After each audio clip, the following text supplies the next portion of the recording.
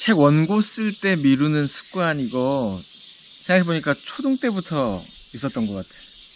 나도.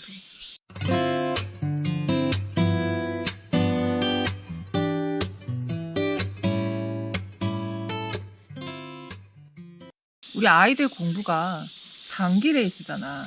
그렇지. 초중고 12년도 그렇지만 뭐 대학 그 이후까지도 평생 공부를 하는 게 굉장히 장기 레이스인데 공부도 어떻게 보면은 습관이지. 그래서 우리가 교집합 통해가지고 우리 아이들 생활 습관에서부터 비롯해서 공부 습관을 어떻게 잘 잡으면 좋을지 뭐 이런 얘기도 많이 드렸던 것 같고 강연도 마찬가지였어.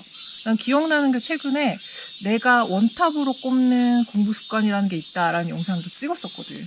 혹시 못 보신 분들은 보시면 좋을 것 같은데 그때 나는 기록 습관에 대해서 얘기를 했었거든.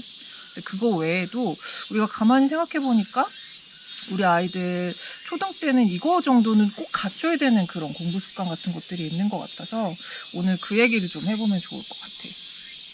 아까 전에 이제 소장님이 미루는 습관에 대해서 초등 때 그거 정말 잘못됐다고 얘기를 했는데 가만히 놔두면 좋은 습관은 안 들지. 그치. 무조건 나쁜 습관이 들고, 그리고 또 고등학생들 많이 가르쳐 봤지만 고등학생 때까지도 사실 난감한 경우 많거든. 맞아. 그게 또 이렇게 되짚어 보면 초등학교 때부터 나쁜 습관이 들었고 그게 계속 교정이 되지 않는 상태로 쭉 가지. 수능까지 맞아. 가지. 그런 학생들은 뭐 엄청 많거든. 맞아.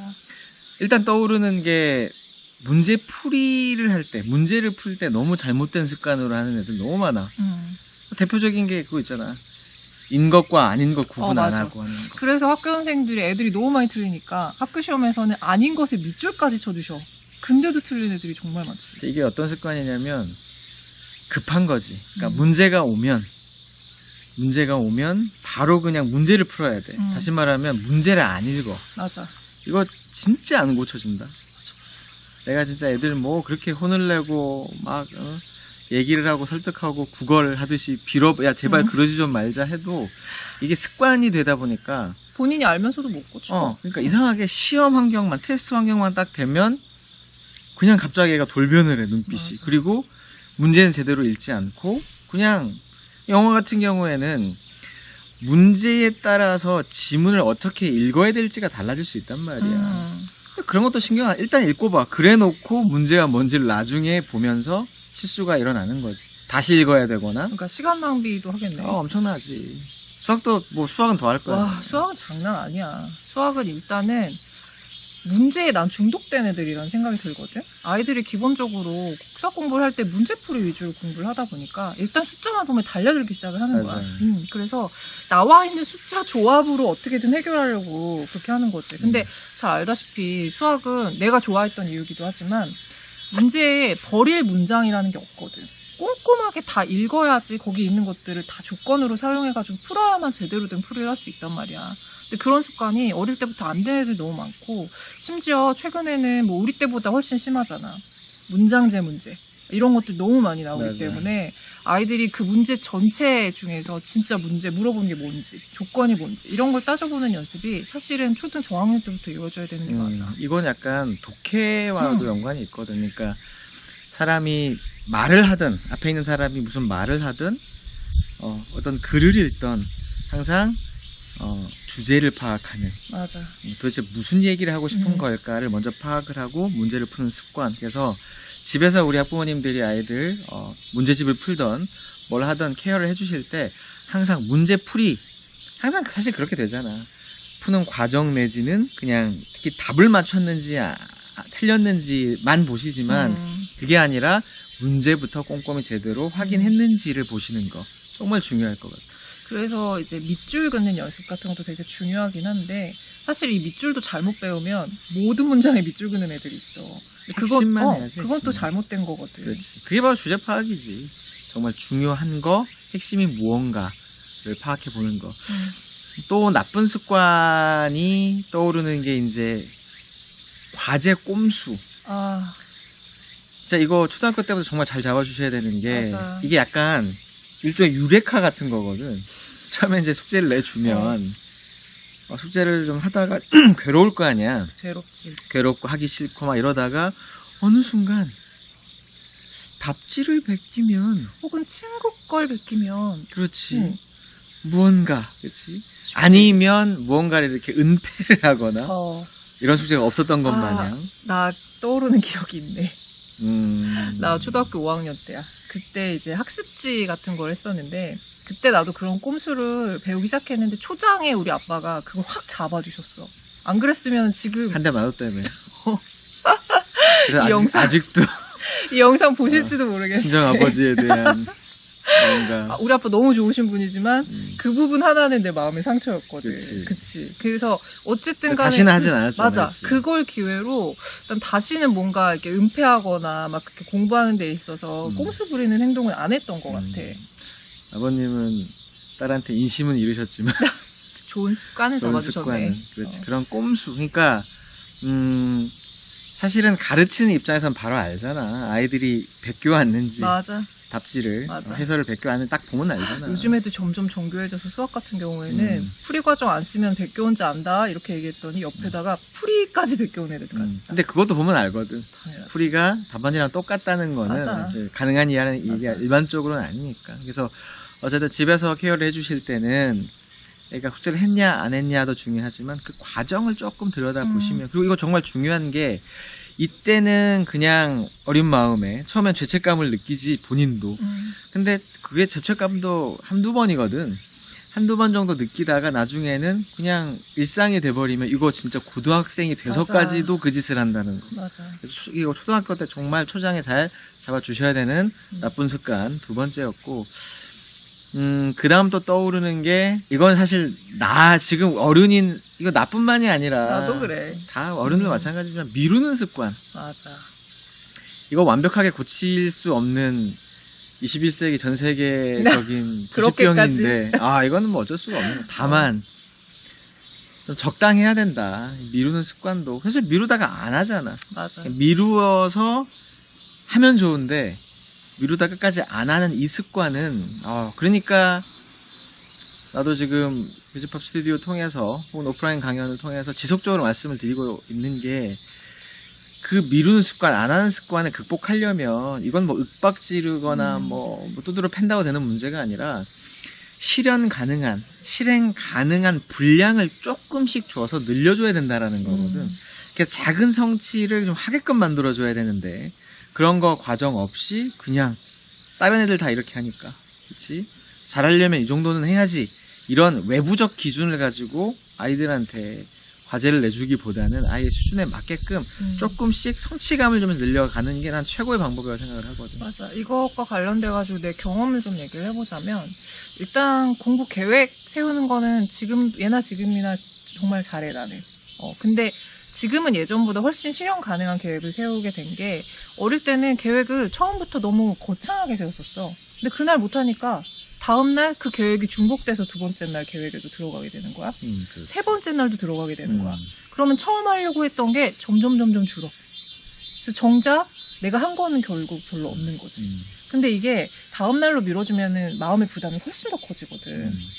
그러니까 이게 정말 잘못됐다는 걸 애초에 알았기 때문에 나는 지금 수정을 했지만, 계획 세우는 걸 일단 좋아하시는 어머님들 혹은 아이들 같은 경우에 이런 나 같은 실수를 하기가 좀 쉽지 않을까 라는 생각이 근데 들어요. 계획도 사실은 이게 진짜 공부를 하려고 세우는 계획이 있고 오늘 공부 안 하려고 세우는 계획이 있어. 그런가? 이거 진짜 이 학부모님들이 우리 어머님들이 잘 간파를 하셔야 되는데, 우리도 예를 들면 다이어트를 하겠다라고 하면 우리도 지금 엄청난 숙제인데, 못하고 있지. 자, 다이어트를 해야 된다라고 했을 때 항상 뭐야? 내일부터잖아. 그러니까 오늘은 치킨을 뜯어야 된다라는 마음껏 거지. 먹자. 우리도 하고 있는 짓거리인데. 맞네. 자, 근데 그럼 처음부터 그냥 치킨을 먹으면 되잖아. 쉽게 말하면 그냥 공부를 안 하면 되잖아. 근데 그게 찝찝하다는 거야. 그러니까 마음속으로 내일부터는 할 거야. 그러니까 오늘은 내가. 근데 웃기는 건 뭐냐면 내일이 된다고 하더라도 변하는 게 없다라는 거지. 다이어트 똑같아, 공부도. 그러니까 아이들이 공부를 갑자기 공부 계획을 막 세운다라고 했을 때 봐주셔야 될 포인트 하나가, 그냥 조금이라도 당장 시작할 수 있는 계획이냐, 혹은 내가 오늘은 놀고 혹은 이번 주까지는 놀고 이런 계획은 사실은 어떤 관점에서 보면 죄책감을 씻기 위한 일종의 위장 회피 전략인 경우도 상당히 많다는 사실. 그리고 나도 참 많이 해봤다는 사실. 이건 절대 도움이 되지 않는다. 맞아. 이게 미루는 습관과 연계돼서. 그러니까 옆에서 보면 얘는 할 의지와 뭔가 준비는 돼 있지만 뭔가 이렇게 좀 이렇게 생각하시지만 사실 처음서부터 할 생각이 의지가 없는 없던 거야. 의지가 없는 상황일 수도 있다. 돌아보니까 그런 것 같기도 하다 정말. 자, 그리고 정리정돈 습관이지. 이건 어른 돼서도 못하는 사람들 엄청 많잖아. 자기 거 못 챙기는 사람들이지 한마디로 해서. 근데 점점 이제 우리 아이들 수행평가 이런 거 중고등학교 이상으로 올라가기 시작하면서 이 자기 거 잘 챙겨가는 게 수행평가 하나의 덕목이거든. 그러니까 그게 뭐 포트폴리오 항목으로 들어가기도 하고 이제는 과정평가의 시대다 보니까 맞아. 이거 정말 중요하고 특히 이제 우리 아들 엄마들 항상 말씀드리지.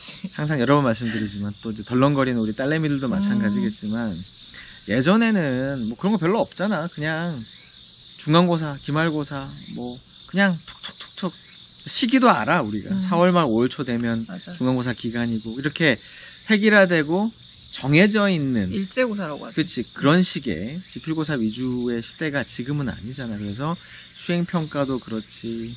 나중에 이제 고등학생 되면 학생부라는 걸 관리도 해야 돼. 그리고 이제 수행평가도 그렇고 어떤 평가를 할 때 학교 선생님들이 그 과목 선생님들이 알려주기도 하잖아. 이렇게. 맞아. 그랬을 때 하다못해 수행평가를 했을 때 어떤 조건을 가지고 무언가를 준비해 와라라고 안내해준 종이를 만약에 잃어버린다거나 받았다는 사실조차를 잃어버린다던가. 자, 이렇게 됐을 때의 불이익은 어마어마하지. 이제 과정평가의 시대고 특히나 지금 우리 초등학교 아이들 고교학점제 훨씬 더 심해질 거거든. 그게 이제 왜냐면 과목별로 공부하는 방식이 너무 테스트 정신이 방식이 없을 거야. 너무 다 달라질 거기 때문에 이제는 그런 습관 어떻게 보면 우리가 지금 오늘 얘기하고 있는 나쁜 습관들과 관련돼서 앞에 있는 세 가지는 뭐 전통적으로 중요했다라고 보면 그 나쁜 습관을 고치는 게 근데 이 정말 습관은 정말 제대로 들여야 되는 습관. 맞아. 이거 안 되면 이제 고등학생 때 답 없다. 지금도 사실 답이 없지만 더더군다나 힘들 거다. 그러니까 최소한 내가 그러니까 이거는 우리 학부모님들이 좀 도와주시는 게 어릴 때부터 학습 습관 전에 생활 습관부터가 되게 그치. 중요해. 이게 학습 습관이 된 거거든. 생활이 아니 이건 점수에 직결이 되는 거잖아. 그래서 항상 학교에서 무언가를 받거나 뭔가 통지를 받았을 때는 즉각 엄마한테 그리고 필요한 어떤 준비물이나 이런 것들도 잘 챙기고 그러면 아이의 방에 책상에 그런 것들을 좀 이렇게 거치를 해놓을 수 있는 그런 아이 스스로 하기 힘들거든. 그럼 그런 공간들 그런 배치를 조금 이렇게 도와주시면서 항상 체크해 주시는 그런 것들. 그리고 초반에는 아이 스스로 하기 힘들어 하지만 이것도 엄마가 옆에서 계속 체크하고 처음엔 좀 챙겨주시다 나중에는 아이 스스로 챙기게끔 그리고 한때는 도와주시는. 아이가 못 챙겨서 스스로 뭔가 크게 곤란한 일도 나는 있을 필요가 약간 있다고 생각해. 그러니까 그게 엄마가 일일이 다 챙겨주겠지라는 생각을 아이가 안심하게 되면 그거는 맞아. 또 못 고치는 일이 될 수도 있거든. 옆에서 너무 그러면 본인 일이라고 생각을 안 하니까 그런 것들도 충격요법도 중간에 섞어서 하시면서 그러니까 뭔가 정리 스케줄부터 시작해서 어떤 준비물부터 시작을 해서 여러 가지 통지나 이런 부분들도 요즘 뭐 온라인으로 많이 돼 있긴 하지만 웃기는 게 엄마만 알고 아이는 모르는 경우가 되게 많거든. 그게 사실 메타인지라고 맞아. 얘기하는 거의 출발점이잖아. 본인 상황에서 뭐가 필요하고 뭘 알고 뭘 준비해야 되고 뭘 모르고 이런 부분을 일깨워 주시는 거 정말 그러니까 영어 단어 하나 수학 공식 하나 아는 거 이상으로 중요한 사실 이제는. 그리고 이게 사실 예전에는 크게 문제가 안 됐었던 부분들이고 앞으로는 이게 문제가 되고 교육과정의 변화, 입시제도의 변화 그리고 사실 이거는 평생 가는 좀 덕목 자산이 될 수도 있잖아. 맞아.